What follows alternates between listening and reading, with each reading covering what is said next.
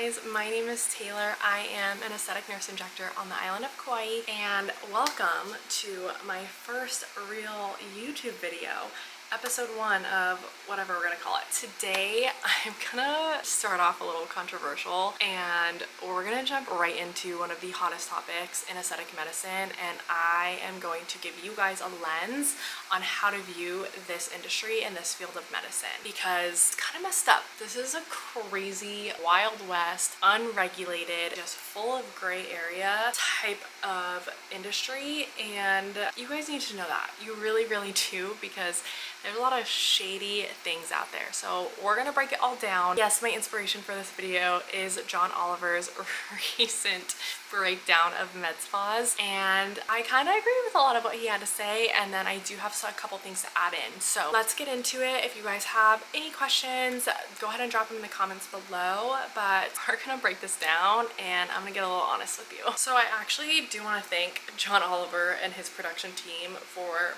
bringing this issue into a little bit more of a light and with a little bit more of national attention, because it kind of needs it, to be honest. You guys now have kind of another perspective where if you are feeling like, oh, this is kind of sketch, or oh, this is a little shady, like a lot of other people are feeling like that about a lot of other med spas. So you're not wrong in those feelings, but he did get a lot of things right. And he also talked about the lack of training that is necessary or required by any form of regulatory body. And so, for example, when it comes to aesthetic medicine, a lot of patients ask me, how did you get started in this? Do you need to get a certification? Do you need to pass a test? No, you don't.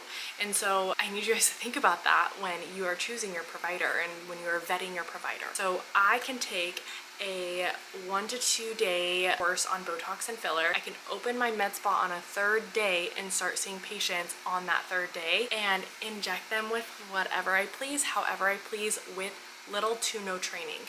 Now, you don't even have to do that certification course, or you don't even have to do a 1 to 2 day intro course. There is nothing law-wise that states I can't open a med spa. You just have to have your license. So you have to have an RN license, you have to have an NP license, an MD license. Even in some states, dentists can inject as well. And so make sure you are seeing obviously someone licensed. That goes without saying. For me, that's really unfortunate because there is such a complex depth to facial anatomy. You would only know that if you took a cadaver course, which I have done, and it was so insightful. But you cannot truthfully inject safely until you understand the layers of tissue, product rheology, how that product reacts in the tissue, different injection techniques. There is so much that goes into it. And so I always tell my patients, you're not just paying for that syringe of filler, you are paying for the expertise of the provider, whether it be me or someone else. That price point reflects not only the product, but also how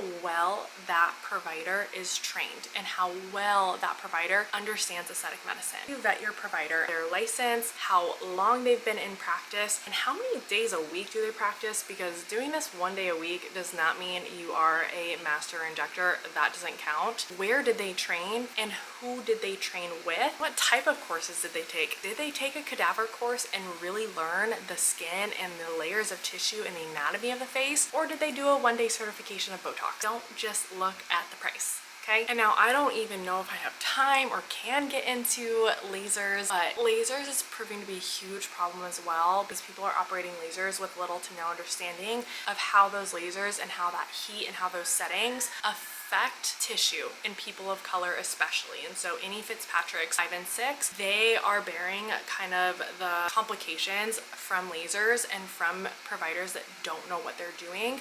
And I'm gonna try and stick with injectables, but just know that is a huge area of concern as well. So that is all leading me into my next point, and it gets a little more nuanced. Aesthetic medicine is still medicine. It just falls underneath a beauty umbrella, and so that's where it gets really tricky, because you might equate it with getting lashes, but in reality it is a medical procedure and you need a medical provider doing these services, period. So unfortunately, Botox can be done almost anywhere, and so you have nail salons with a provider in the back that can do your Botox while you're getting your toes done. It's disappointing because this field of medicine deserves a lot more credibility, but not with that situation and not when there are providers doing that. So yes, regulations are confusing and there is plenty of room for bad actors to sneak in there. Now, that's just the discussion of people injecting with and without a license. So yes, we all know you need a license to inject. Well, what about those people with licenses that are injecting illegal product? Because that is a whole other issue and area of concern. You guys, there's so many loopholes in this industry where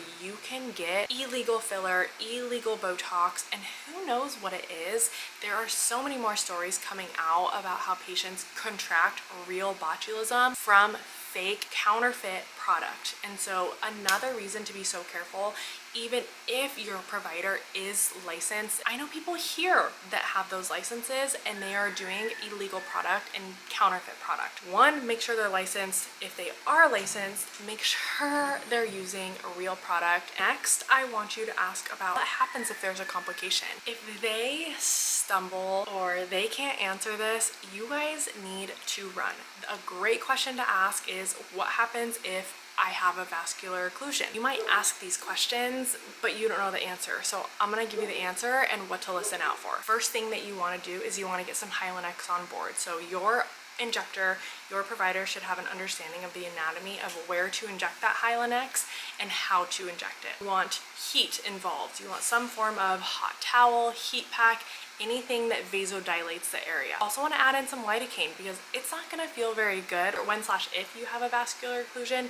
So you want to get some lidocaine in that area because that also vasodilates the area. Also want to have massage on board, and if that provider has an ultrasound, you want that ultrasound utilized so you can find out where that occlusion is and how to properly treat it. That is a protocol on what to do if you have a vascular occlusion.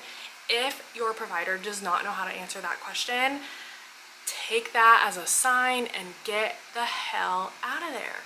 Next up, you want to be so weary of deals. When you guys see a special online, I don't want your first thought to be like, oh my god, yay, finally. I want your first thought to be, why? Why do they have this cheap of a special, or why is their price half of that other med spa I saw? Do not look at specials as this crazy easy way to hop into and get your treatments. Is it because their product is not FDA approved and they're getting it from somewhere incredibly cheap? Is it because they are turning patients over like a revolving door? Is it because that provider is not busy and doesn't see patients, and so he or she is trying to bring in any patients that she can get? You don't want that person injecting your face. Or are they injecting without proper sterile technique? Are they cutting costs on quality? What is it that's making that deal so cheap compared to other places? Or is it because that injector does not have the level of talent or education, and so they can cut their costs because they don't have to pay for training and education on the back end? When it comes to aesthetic medicine, I know RNs who are far more talented than MDs. Everyone has a different level of standard and a different level of talent when it comes to injecting and aesthetic medicine. Just because someone has an MD license versus an RN license does not mean they're better, and I know that is coming from an RN, but as an RN who has corrected and is currently correcting MD's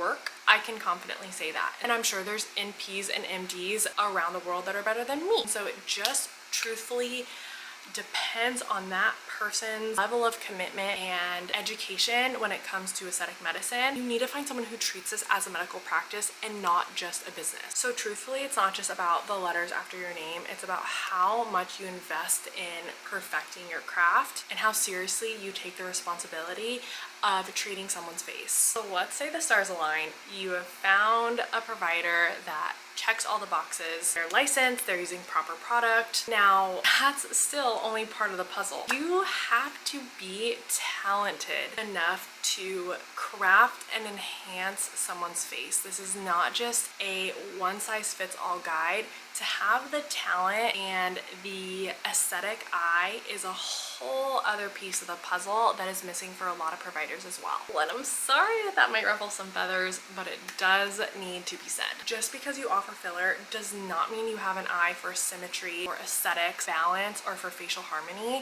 It doesn't mean you understand aging, and it doesn't mean you can blend artistry with anatomy. So when you are choosing someone, ask yourself, do they have the training? Do they have the taste? Do they have the experience? And do they have the ability to say no? If you can answer yes, you're on the right track. And that's the difference between getting some cookie cutter treatment and getting something tailored, subtle, and safe. Because I'm not even scratching the surface of this topic. I'm just trying to bring it up as a topic of conversation, just like John Oliver did, and give my opinion on it. The field of medicine needs to be so much more strict on who can open a med spa, and we need better tools and resources for patients to help make that decision of who they're going to go see and who is going to touch and treat their face. This field can be so empowering, but we all need to raise the standards together. Otherwise, it's just going to get more diluted, and the reputation is just going to fall more and more if we don't have some more regulation. John Oliver, I thank you for bringing this topic up. I think it really needed to be said, but the solution is not shutting down all med spas. It's shining a light on who's doing it right and learning from those people who are doing it right.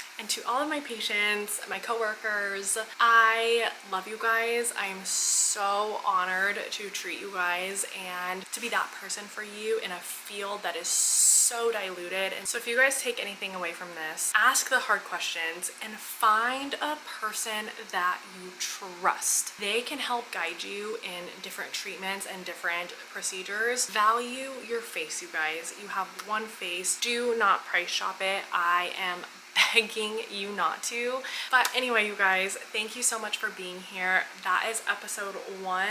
And if you guys have any topics of discussion or you guys have questions, let's talk about it, because this was a heavy one. I definitely want to keep this conversation going with my patients. So if you guys are in my chair soon, let's talk about this. And I hope you guys have a wonderful week, and I will see you guys next week. Mwah.